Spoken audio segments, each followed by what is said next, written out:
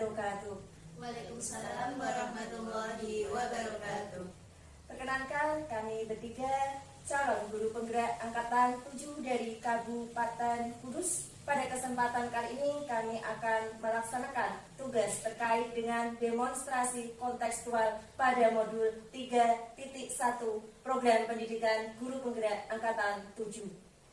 Pada kesempatan kali ini kami akan mewawancarai Ibu Kepala Sekolah terkait dengan pengambilan keputusan pada kasus dilema etika dan rujukan moral.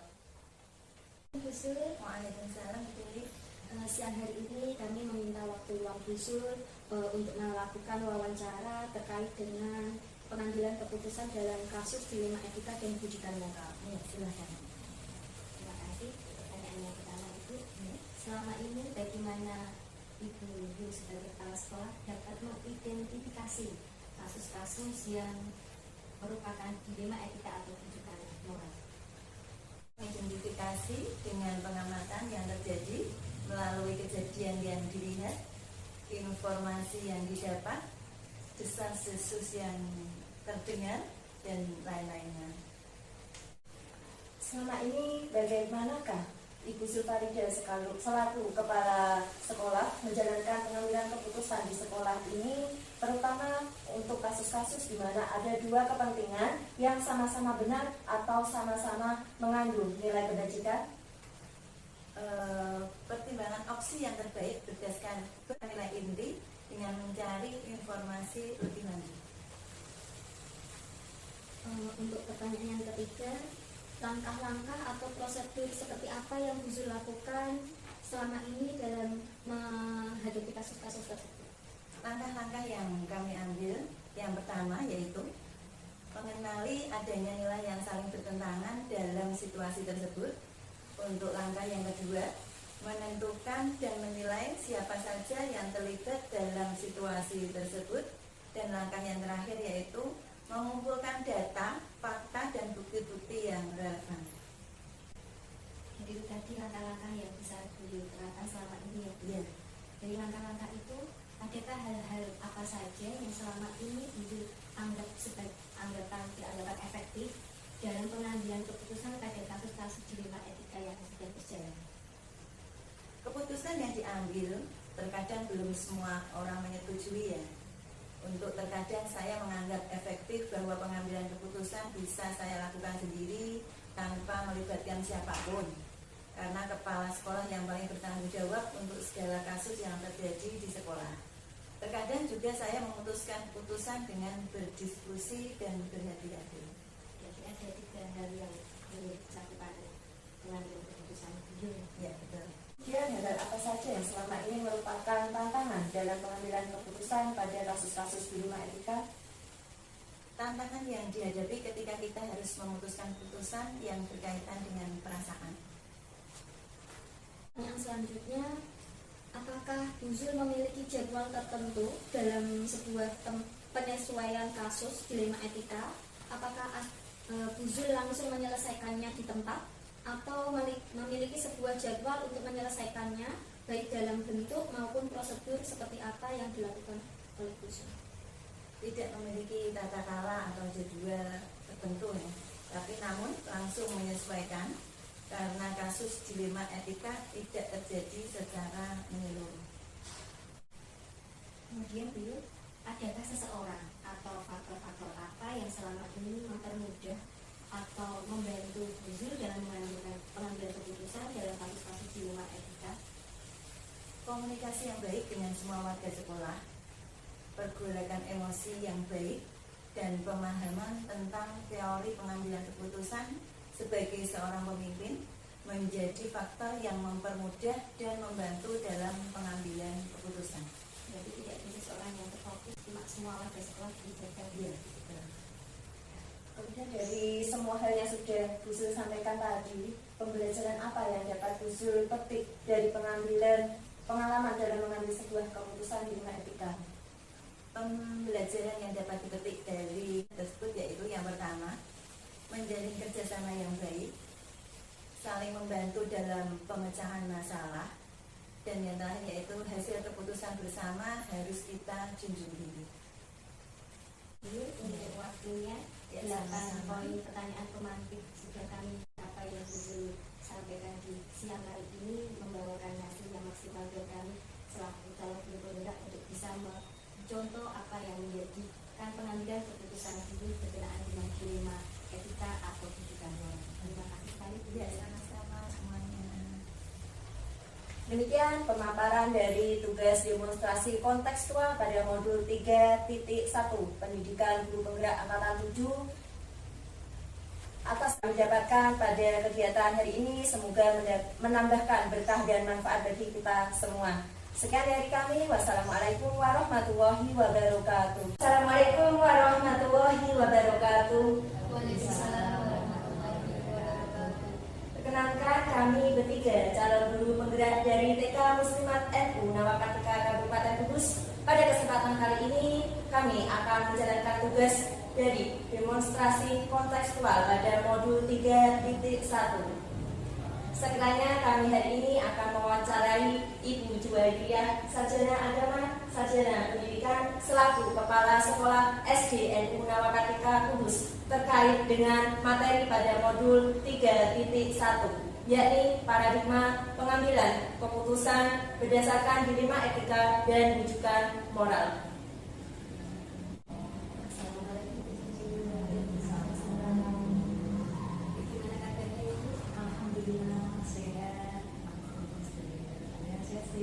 Alhamdulillah sehat. Alhamdulillah. Hari ini kami bertiga meminta waktunya untuk sebentar yaitu menanyakan yaitu apakah di kesinambungan ini ada sebuah kasus yang istilahnya bisa dikatakan kasus itu nanti pengambilan keputusannya di antara dilema etika dan rujukan moral. Untuk di SK kami kelasnya untuk masalah dilema etika sama rujukan moral itu adil, karena tapi tidak semua kelas itu ada satu kelas di mana anak itu dia itu aktif di dalam kegiatan ketika anak tersebut sudah mulai menikmati karena sudah mulai dari kecil mengikuti turnamen olahraga, sehingga pembelajaran yang dilakukan di kelas kadang anak tersebut itu terabaikan. Nah, jadi kami dari para dewan guru kadang anak ini harus diapakan, sementara di satu sisi dia berprestasi di bidang olahraga, tapi di sisi lain untuk pembelajaran yang kita lakukan di kelas itu terabaikan, akan demikian. Jadi masalah seperti Untuk kasus itu pengambilan keputusannya bagaimana? ya, untuk pengambilan keputusan seperti kasus-kasus tersebut memang masalah di sini ada sekali. Kita sudah besar masalahnya, alhamdulillah kepercayaan kepada masyarakat biasa masuk dari dilema etika ataupun kasus yang lain. Sehingga iya, kita identifikasi dulu, harus tahu dulu dari kasus tersebut. Cara saya mengidentifikasi, memahami masing-masing apakah ini termasuk dilema etika atau kemudian setelah kita mengetahui kasus tersebut, kita diskusikan dengan pihak-pihak yang terkait, ya, sehingga permasalahan tersebut akan menjadi jelas. Kemudian kita bisa memberikan keputusan sesuai dengan yang sudah kita ketahui dari lapangan.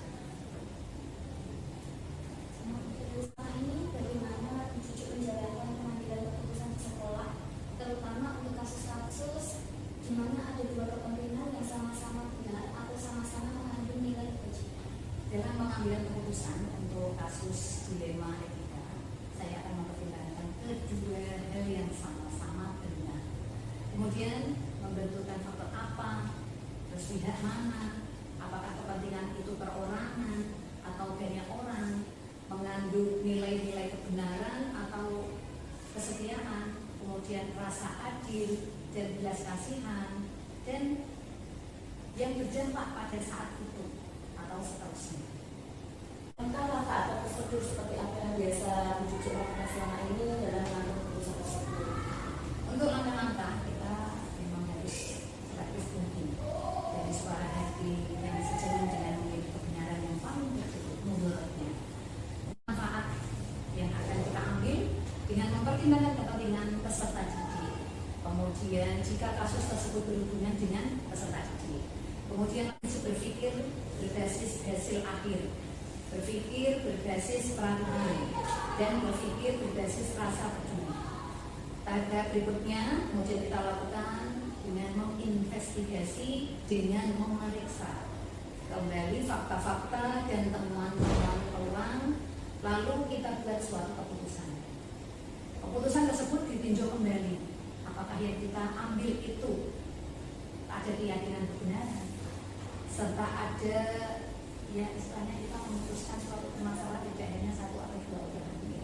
Kemudian kita juga minta mohon kepada Allah semoga apa yang kita putuskan bersama ini ada manfaat kebaikan dan kita pertanggungjawabkan. Itu sudah selektif ya Bu, ada beberapa pihak yang terlibat, setelah itu juga ada usaha untuk berdoa meminta kepada Allah, setelah itu juga di sisi lain adanya refleksi. Iya. Iya. Ini menjadi tantangan dalam pengambilan keputusan. Dalam kasus pengambilan keputusan, kami di etika harus efektif yang paling dilakukan yaitu sehingga permasalahan pokoknya itu kita akan kenal dan bisa membangun kebijakan-kebijakan yang lebih baik. Ibu memiliki sebuah tata kelola atau jadwal tertentu dalam menyelesaikan sebuah kasus di etika ini. Untuk tata kelola di kami, karena kita ini permasalahannya tidak menyeluruh dari kelas 1 sampai 6. Jadi untuk tata kelola jadi bulat dengan sama-sama kami tidak ada. Karena kami ketika menemui suatu permasalahan langsung bisa selesaikan. Tidak ada tata kelola khusus karena tidak semuanya ada atau mengalami kasus tersebut. Jadi di mana ada problem kita harus segera solusinya. Apalagi ini kan tidak suatu hal yang ke semua anak itu mengalami anak-anak tertentu. Sehingga dengan anak-anak tertentu base kecil kita harus secepatnya selesai masalahnya supaya nanti bisa beres.